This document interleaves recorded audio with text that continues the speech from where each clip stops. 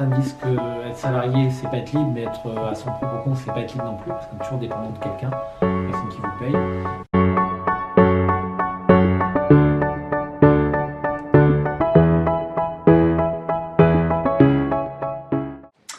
Donc, je m'appelle Cyril Michaud, je suis un professionnel de la communication depuis à peu près 25 ans.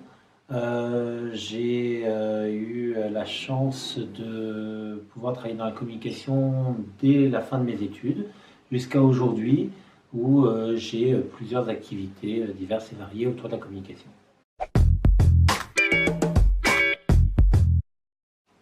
Alors en fait, mon parcours est assez simple. Après un bac économique et social, un bac B, j'ai choisi de faire un BTS communication et action publicitaire à l'époque au Parc Impérial. Et à la suite de ce BTS, je suis parti faire une maîtrise de sciences et techniques de communication des entreprises et collectivités à la fac à Clermont-Ferrand, dans une volonté de continuer mes études. Et avant de passer mon mémoire de maîtrise, je suis parti aux États-Unis dans une université américaine faire un semestre en communication.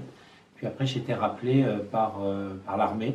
Donc j'ai dû partir travailler dans le service de communication à l'armée, dans le cadre du service militaire obligatoire, pour après, à la fin de mon service militaire, partir travailler, comme je vous l'ai dit, dans la communication. Alors aujourd'hui, je cumule plusieurs métiers. Il y a une partie où je suis professeur intervenant dans différents endroits, notamment à l'IUT Infocom. À côté de ça, j'ai trois métiers de communication. Un premier métier qui est vraiment un métier de graphiste, qui est un métier qui aujourd'hui, en vieillissant, m'intéresse de moins en moins, mais que je continue à exercer, où on me demande de réaliser différents visuels de communication. À côté de ça, j'ai un métier où je fais du conseil en communication. Dans ce cas-là, c'est un niveau plus où je travaille au niveau de la stratégie de communication de différentes entreprises. Et j'ai une partie aussi de mon métier qui est dans la formation. C'est aussi la formation pour les adultes dans le cadre de la Chambre des métiers, mais également dans le cadre d'entreprises aussi, où je vais directement dans les entreprises former les gens à la communication, soit en communication stratégique, soit en communication opérationnelle. Quelles sont vos principales missions ? Mes missions, donc, dans les trois métiers, parfois c'est des missions purement de création, graphique, et dans d'autres, c'est des missions de mise en place de stratégies de communication, tournées essentiellement vers les besoins de l'entreprise. Donc ça dépend, parfois c'est des petites entreprises, parfois des plus grosses, parfois c'est dans du domaine des nouvelles technologies, parfois c'est dans le domaine du social ou des associations associatives.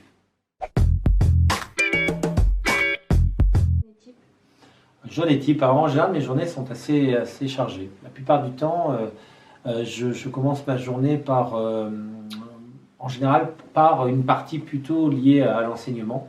Donc la plupart du temps, j'interviens dans une école ou dans une université.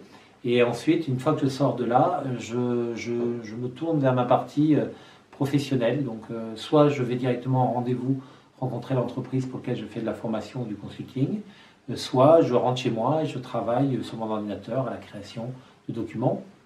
Et très souvent, j'enchaîne plusieurs sujets dans la même journée. C'est-à-dire que je peux, après un rendez-vous avec un client chez lui ou dans son entreprise, retourner chez moi et me remettre devant l'ordinateur jusque tard le soir.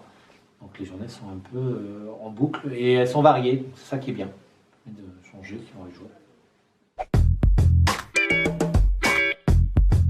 Alors dans les événements marquants, il y en a plusieurs, mais l'événement marquant, c'est un des derniers événements que j'ai créé. En fait, en plus de ces différentes activités, j'ai une volonté aujourd'hui de rentrer comme responsable marketing dans une entreprise liée aux nouvelles technologies. Donc dernièrement, j'ai organisé un salon à Deauville où participait l'entreprise, où là, je me suis amusé à créer à la fois l'identité visuelle de l'entreprise et justement apporter cette nouvelle identité visuelle et cette entreprise aux yeux des différents professionnels de la profession. Donc là, c'était les professionnels du cinéma de Deauville et de toute la France. Et donc, une réflexion autour de cet événement. Donc, comment présenter l'entreprise, comment donner une image de professionnel pour une nouvelle société que personne ne connaissait encore. c'est très enrichissant. Ok. Avantage et inconvénient, avantage c'est la liberté. Quoique certains disent que être salarié, c'est pas être libre, mais être à son propre compte, c'est pas être libre non plus, parce qu'on est toujours dépendant de quelqu'un, personne qui vous paye. Donc l'avantage, c'est quand même une forme de liberté. C'est-à-dire que si demain, j'ai pas envie de travailler, je travaille pas. Demain matin, par exemple, j'ai pas envie de travailler, je vais pas travailler. Voilà, alors que j'avais un rendez-vous. Par contre, le deuxième avantage aussi, c'est la variété des sujets. Je ne m'ennuie pas. Pendant longtemps, j'étais chargé de communication pour les stores et volets roulants. Au bout de 3 ans, je m'ennuyais fortement. Là, un jour, je travaille pour la Burrata. Un jour, je travaille pour je sais pas, des nouvelles technologies. Un jour, je travaille pour un institut de beauté. Un jour, je travaille pour une association dans le social, etc. En réalité, c'est bien. Et les inconvénients en fait, c'est la recherche permanente de clients et finalement la, cette forme d'insécurité qu'il peut y avoir dans tout métier où on est chef d'entreprise, avec les aléas, avec des clients qui ne vous payent pas, avec des clients qui ne sont pas toujours sérieux, et la recherche de clients, donc avec une variation de l'activité. D'où parfois peut-être le fait d'aller chercher un emploi un peu plus fixe à travers des cours qui sont récurrents et qui permettent d'avoir un fond de roulement.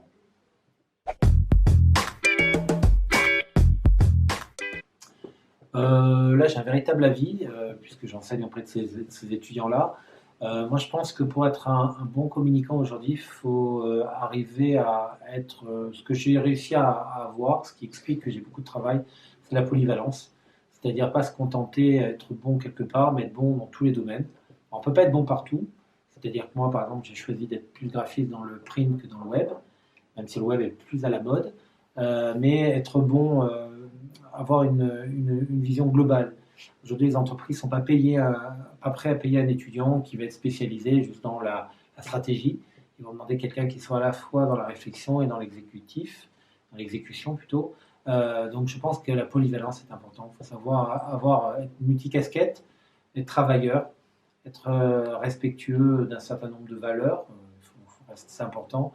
Et aimer ce qu'on fait. Voilà, donc je pense que si on veut être un bon communicant, il faut aimer ce qu'on fait, parce que souvent la communication demande beaucoup de temps, et essayer d'être polyvalent pour pouvoir être multicasquette, pour pouvoir s'adapter en fonction des besoins et de la vie de l'entreprise.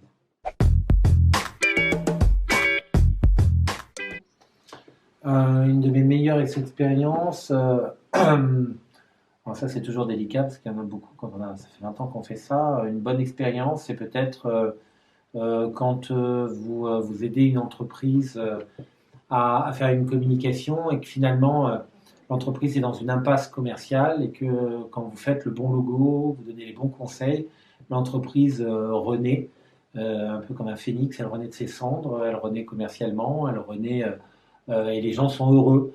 Donc finalement on arrive à rendre heureux les gens à travers un travail qui pourrait être comme ça assez froid sur le papier, la création d'un logo sur un ordinateur, et ce qui rejoint un peu avec ma volonté de faire de la communication.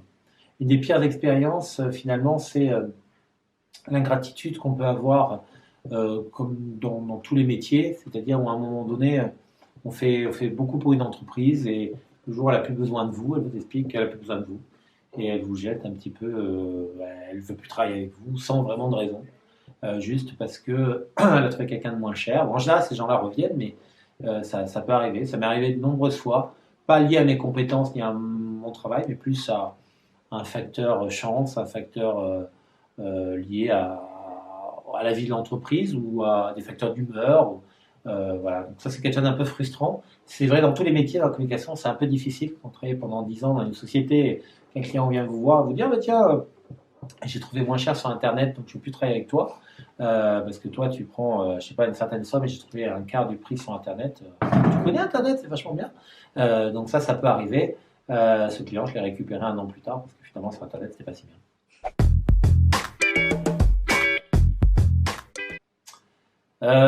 Je pense que c'est bien. Je pense qu'on a besoin de faire de l'événementiel c'est un beau métier. Moi, je rêvais de faire de l'événementiel quand j'ai commencé mes études, hein, quand je suis rentré en BTS. J'ai très vite vu que ce n'était pas fait pour moi parce que c'est beaucoup d'enquiquinement, beaucoup de travail, d'aléas. Et moi, je ne suis pas cardiaque, mais je suis stressé, donc je n'ai pas forcément envie de m'embêter avec ça. Donc je pense qu'il faut avoir les reins solides. Et je pense qu'à l'événementiel, on se trompe souvent sur la réalité de l'événementiel. L'événementiel, c'est beaucoup de choses. En fait, l'événementiel, c'est tout. C'est-à-dire que dans l'événementiel, c'est ce que j'explique aux étudiants, c'est pas seulement l'événement lui-même, c'est en amont, pendant, avant, après. Et même s'il y a un côté sympa dans l'événementiel, finalement, on n'en profite pas parce que le jour de l'événement, on est dans le stress et on essaie de voir que tout se passe bien. Donc finalement, avant, on a les embêtements et l'organisation. Pendant, on a le stress de la réussite et on ne vit pas l'événement parce qu'on est en train de le produire. Et après, on a toutes les enquiquinements. Et donc, pour moi, l'événementiel est quelque chose qui n'est pas fait pour moi. Après, il y a un côté sympa parce que on part de quelque chose qui n'existe pas et on amène et on crée quelque chose de A à Z. Donc, il y a un côté sympa. Je pense qu'il faut bien réfléchir. Je pense qu'aujourd'hui, dans la région, c'est quand même pas si facile. Les agences d'événementiel, il y en a beaucoup qui crèvent de faim. Donc, je pense qu'il faut faire un bon choix. Je connais mon premier maître de stage qui a monté une agence d'événementiel et qui travaille très bien, qui a monté 3 sociétés, qui s'est diversifié sur toute la France, qui gagne beaucoup d'argent, qui fait des événements fantastiques et qui est passionné par ça. Mais bon, j'en connais qu'un. Voilà. Donc, alors que des gens qui sont dans la communication et qui ont divers métiers de la communication, j'en connais beaucoup. Voilà, donc c'est un peu faire attention. C'est pas l'Eldorado. Je pense que c'est quelque chose où il faut y aller avec son couteau et il faut se battre. Donc, si on est prêt à se battre, si on est motivé et qu'on a de la patience et qu'on est travailleur, qu'on n'a pas peur du temps et des horaires et pas forcément gagner des fortunes, parce que des gens dans l'événementiel qui gagnent des fortunes, je ne connais pas tant que ça, on peut faire de l'événementiel avec plaisir.